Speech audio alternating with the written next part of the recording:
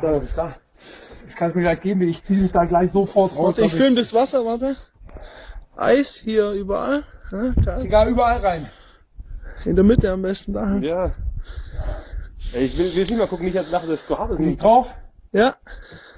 Motherfucker, fuck the fucking world and my new band is called Siskill.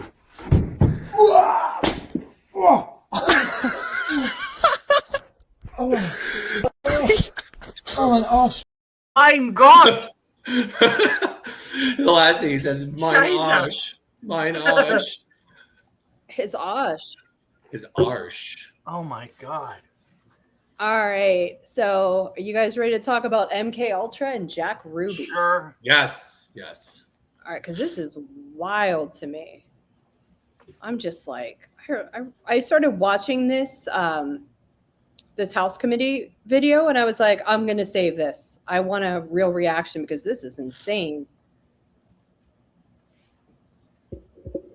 Opinion that Jack Ruby and Manson were assets of the intelligence agency, specifically pertaining to MK Ultra. Were they MK Ultra victims? Yeah, theoretically, Manson, I've never been able to prove absolutely. Jack Ruby, I believe, this is something else. The Warren Commission investigation on the Warren Commission was Alan Dulles, the former CIA director, who authorized and ran MK Ultra until he was fired by President Kennedy. The liaison to the committee for the CIA, who handled the information coming from the CIA back and forth to the Warren Commission, was Richard Helms, who was a direct supervisor of Jolly West.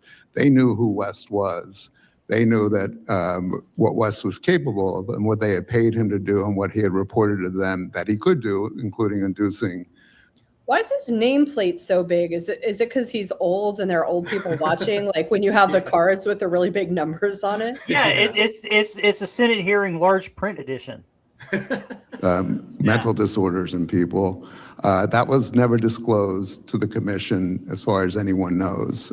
So I believe that West was put in there to keep Jack Ruby from telling his story. Thank you, Chairwoman Luna and members of the committee. It's a privilege to be here today. Almost 50 years ago, the last congressional hearings into MK Ultra took place just a short walk from here in the Dirksen Senate office building. At those hearings, convened in August and September of 1977, representatives of the CIA told Congress and the American people that its 25-year effort to control human behavior had been a colossal failure. Because I believe Congress was never told the truth about what this program actually achieved. In fact, I believe the agency misled Congress in 1977 when it characterized MK Ultra as a failure. My name is Tom O'Neill, and in 1999, I accepted a magazine assignment to write a story about murders committed by a group of hippies called the Manson family. For those unfamiliar with this horrific episode of American history, in the summer of 1969, 4 young people acting on the orders of a cult leader named Charles Manson went to the home of movie director Roman Polanski and murdered everyone they found there, including his 8.5-month pregnant wife, the actress Sharon Tate. The victims were complete strangers to their killers. The following night, Manson's followers murdered another couple in the same grisly fashion. At the time I accepted the assignment, I'd never heard of MK Ultra, and I wouldn't for another 2 years after I'd missed countless deadlines, lost the assignment, and fallen down a nightmarish rabbit hole trying to answer the question I couldn't quite shake. How had Manson, a barely literate ex-con, acquired the ability to persuade ordinary young people to murder complete strangers simply because he had told them to? The pursuit of the answer to that question led me to Dr. Louis Jolyon West, known to his friends as Jolly. West was one of the most influential psychiatrists in America. During his career, he crossed paths with some of the most controversial events of the 20th century, including the Patty Hearst kidnapping case and the aftermath of the John F. Kennedy assassination investigation. In 1977, West was one of 7 academic researchers named in a front-page New York Times story alleging that the CIA had used American universities, hospitals, and prisons as secret laboratories for experiments involving LSD and other drugs on unwitting human subjects. West vigorously denied the allegations. He acknowledged that the agency had approached him, but insisted he had refused because he said LSD was too dangerous and unpredictable to be used on humans. He added that he limited all of his research with LSD to animals. The revelations in the Times led directly to the congressional hearings held later that year. West's denials, however, were effective. He was never investigated, and his name never came up at the hearings. I'll spare you the long and tedious story of how my Manson reporting led me to West, except to say that I eventually learned that in 1967, when Manson transformed into the cult leader we are familiar with today, he and his followers were receiving free medical care at a clinic in San Francisco, where West had established a base of operations for a research project he was conducting nearby. After becoming intrigued by the allegations against West, I learned that UCLA, his last academic home, had inherited his paper following his death in 1999. Nearly 2 months and more than 200 boxes later, I found the proverbial needle in a haystack: correspondence between West and Dr. Sidney Gottlieb, the architect of MKUltra. The letters begin in 1953, just 2 months after CIA Director Allen Dulles authorized the program, and while West was stationed at the Lackland Air Force Base in San Antonio, Texas, where he was chief psychiatrist at the base hospital. In his first letter to Gottlieb, West proposed conducting experiments on unwitting human subjects, including military personnel, prisoners, and psychiatric patients at the base hospital. He then outlined the experiments themselves in 6 more pages that could have been written by Joseph Mengele. Using LSD in combination with hypnosis, West proposed inducing confusion, amnesia, and specific mental disorders in people who would remember nothing of their interaction with him afterward. He sought to develop techniques to extract true information and implant false information in unwilling subjects, and to alter the attitudes and beliefs of, quote, previously loyal individuals. In other words, to completely switch their allegiance from one group or leader to another. But it was another sentence at the end of that letter that stopped me cold. These experiments, he wrote, must eventually be put to test in practical trials in the field. Gottlieb's response could hardly have been more enthusiastic. My good friend, he wrote, I had been wondering whether your apparent rapid and comprehensive grasp of our problems could possibly be real. You have indeed developed an admirably accurate picture of exactly what we are after. West replied that there was no more vital undertaking conceivable in these times. There was another document in West's papers that had even more significant implications. It was a 14-page report that West wrote in 1956, just 3 years after he contracted with the CIA. In the report, West described administering LSD and other drugs in conjunction with hypnosis on unwitting human subjects, and then he made a remarkable claim. He announced that he had learned how to replace true memories with false memories in people without their knowledge.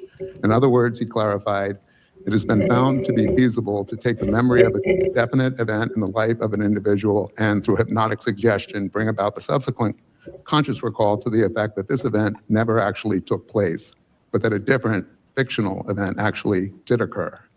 If West's report was accurate, this was not the failure agency officials described in 1977, quite the opposite. It was, in fact, the central ambition of the MKUltra operation, the means of gaining the ability to seize the control of a person's perceptions, memories, and ultimately their behavior. But there was still one more discovery, and this time I found it in the National Security Archives at George Washington University, the official repository of the CIA's MKUltra records, which were released to Congress after the 1977 hearings. In those holdings was a different versions of West's 1956 report. The original paper had been replaced by a 4-page summary that did not exist in West files and appears to have been written by someone else. His claims about replacing memories were gone. In their place was a theoretical discussion of LSD in dissociative states. The version supplied to Congress concluded that the effects of LSD and similar drugs on dissociative states had, and I'm quoting, never been studied. Never been studied. In the original report, West discusses observations from his own experiments, including detailed descriptions of using LSD to, as he wrote, speed the induction of the hypnotic state and deepen the trance in subjects. Those passages have been removed in the report turned over to Congress. The discrepancy could not have been more stark. Nearly 50 years ago, another congressional committee believed it had been given the truth about MKUltra. It had not. In conclusion, I respectfully submit that these records, some newly available and others that remained outside the government's disclosure for decades, warrant a thorough re-examination of what the program accomplished, what Congress was told, and what may still remain hidden.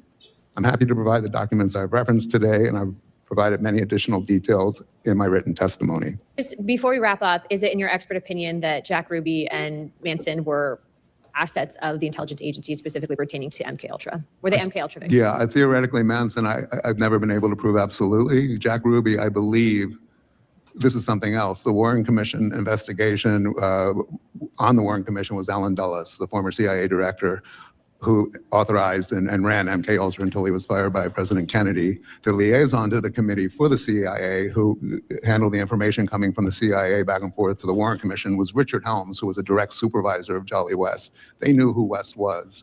They knew that what West was capable of and what they had paid him to do and what he had reported to them that he could do, including inducing mental disorders in people. That was never disclosed to the commission as far as anyone knows. So I believe that West was put in there to keep Jack Ruby from telling his story. Wow. In closing, I just want to thank you all for being here today. And we will be following up, Dr. Kinzer, on your request to fully redact. I'll be following personally with the director of the CIA, the MK Ultra files that we do have. Also, as I noted earlier, there will be more that will be declassified, specifically pertaining to newly found records that were located in what we were discussing earlier. I did also want to just state that for the record, in regards to what statements were made earlier regarding the German government, we will also be following up on that. If there are indeed people that were victims of this that have been buried, we would like to know who those people are and who their families are as well, in order to correct the historical wrongdoings of this government. Without further ado, I would like to state that all members have 5 legislative days within to submit materials and additional. Interesting. Okay. I didn't know anything about Charles Manson being involved in this. I didn't either. Yeah. I didn't. Well, I mean, there's no proof of it though. It's just speculation based off of behavior.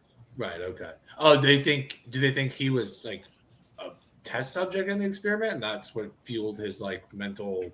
That's kind of what I think, or his family were, because they're the ones that had to that did the deeds. Yeah. You know, yeah. he just talked them into doing it.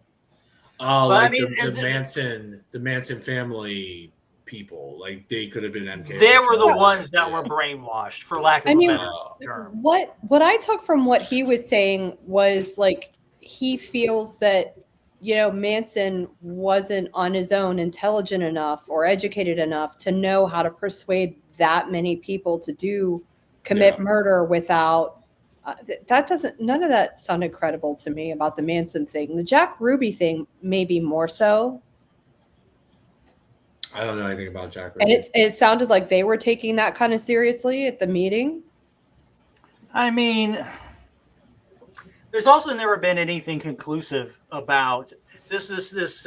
West guy is pretty much the only one that's ever said Jack Ruby might have been part of MK Ultra. There's never been anything. I mean, and then they're drawing a conclusion based on Alan Dulles being part of the Warren Commission and also having been part of the CIA. It's just, I don't think there's anything to it. It's just like it would be cool because it's like, you know, it plays the whole conspiracy angle with the whole JFK assassination. Yeah. But I just don't think there's anything to it.